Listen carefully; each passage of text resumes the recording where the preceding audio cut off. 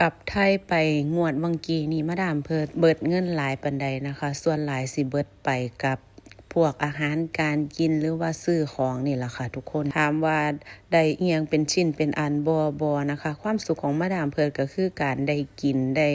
ดื่มนี่แหละค่ะทุกคนสังสรรค์เฮฮานะคะตอนแรกมาดามเพิดกับแพนไว้ว่าประมาณว่าใส่มือนึงมือละประมาณ 2,000 นะคะอยู่บ้าน10กว่ามื้อกับประมาณอย่างหลายก็สิบ่เกิน 4-5 หมื่นเนาะค่ะทุกคนแต่ว่าของบ้านเฮาทุกสิ่งทุกอย่างตอนนี้ราคาค่อนข้างที่จะแพงเนาะค่ะ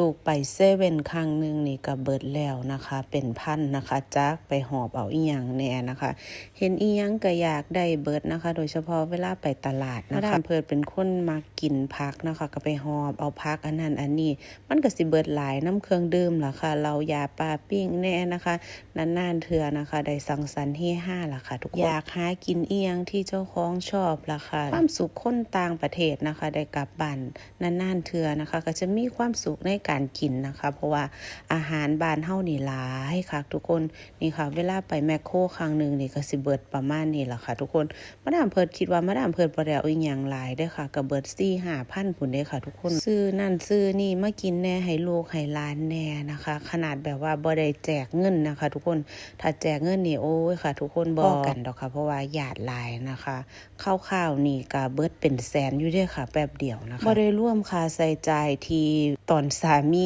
มานะคะถ้ารวมค่าใช้จ่ายที่ตอนสามีมานี่ค่าตั๋วเครื่องบินค่าโรงแรมนี่ก็ได้บ้านหลัง